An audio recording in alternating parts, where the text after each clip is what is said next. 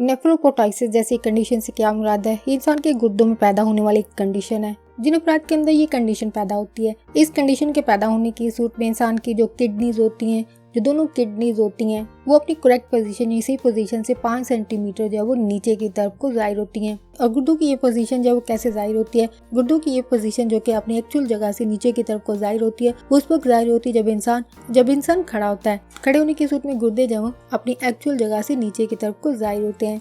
Next ये है कि गुर्दों का हमारे जिस्म के अंदर क्या काम होता है और इनके जिस्म के अंदर एक्चुअल पोजीशन कहाँ पे होती है। इंसान के जिस्म के अंदर गुर्दों की तादाद 2 होती है और इनकी शक्ल जो है वो इंसानों के इस्तेमाल की जाने वाली खाने में इंसानों में खाई जाने वाली दालों की एक किस्म जिसको लोबिया कहा जाता है, बीन शेप की होती हैं। यानी इंसान के गुर्दों की जो शक्ल होती है वो लोबिया की जैसी होती है। और इंसान के जिस्म में गुर्दों का क्या काम होता है? इनका काम जिस्म के अंदर खून में से वेस्ट मटेरियल यानी गंदा मवाद जो होता है उसको फिल्टर करना इन गुर्दों का काम होता है। खून में से वेस्टेज को से फिल्टर को निकालना, साफ करना जो है गुर्दों का काम होता है। और इनका दूसरा काम जिस्म के अंदर यूरिन को पैदा करना है। और जिस्म के अंदर गुर्दों की पोजीशन क्या होती है या कहाँ पे ये वाक़या होते हैं? इंसान के पेट के अंदर रीढ़ के दोनों तरफ ये गुर्दे जो मौजूद होते हैं और ये इंसान की पसलियों के बिल्कुल नीचे वाक़या होते हैं, जो कि इनकी करेक्ट और सही पोजीशन है। नेफ्रोपोटाइसिस जैसी कंडीशन के दूसरे नाम भी हैं। इस कंडीशन को इन नामों से भी जाना जाता है। फ्लोटिंग किडनी कहा जाता है, यानी तैरते हुए गुर्दे, या फिर वांडरिंग किडनी,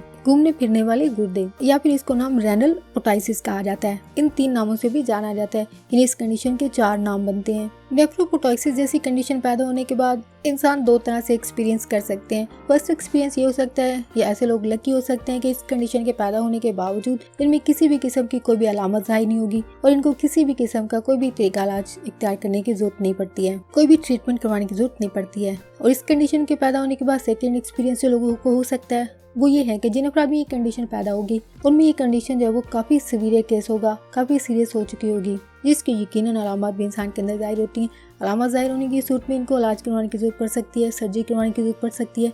इस कंडीशन के लिए जो सर्जरी करवाई जाती है उसका नाम लिपार्कोस्कोपिक नेफ्रोपेक्सी है। इस सर्जरी के जरिए इंसान के गुर्दों को बिल्कुल प्रॉपर प्लेस पर, प्रॉपर जगह पर इसको रखा जाता है, सेट किया जाता है, जो कि सर्जरी के जरिए मुमकिन हो पाता है। नेफ्रोपोटाइसिस जैसी कंडीशन के पैदा होने के बाद ज़्यादातर केसेस में कोई भी मेडिकल हेल्प लेने की जरूरत नहीं पड़ती है, जो कि ज़्यादातर लोगों की तादाद होती है कि इस कंडीशन के पैदा होने के बाद भी उनको किसी भी किस्म का इलाज करवाने की जरूरत नहीं पड़ती है, जो कि उनके लिए एक तरह से एक सेफ जोन होता है। लेकिन जिन अफराद में ये कंडीशन सीवियर होती है, अलामत के साथ होती है, देन इनको सर्जरी करवाने की जरूरत पड़ती है। नेफ्रोपोटाइसिस जैसी कंडीशन की अगर तरीका इलाज की बात की जाए या इसके लिए की जाने वाली सर्जरी की बात की जाए, नेफ्रोपोटाइसिस जैसी कंडीशन के पैदा होने के बाद ज्यादातर लोग, जो मेजोरिटी में लोग होते हैं, उनके अंदर अलामत जाहिर नहीं होती हैं और ऐसे अफराद ऐसे केसेस के लिए कोई भी ट्रीटमेंट जो वो रेकमेंड नहीं की जाती है। और इन अफराद के नेफ्रोपोटाइसिस जैसी कंडीशन जो है वो हार्मलेस होती है। इन अफराद में ये कंडीशन जो है वो नुकसानदेह नहीं हो सकती है। लेकिन जिन अफराद में इस कंडीशन के सिम्टम्स होती हैं, ऐसे अफराद को सर्जरी करवाने की जरूरत पड़ सकती है,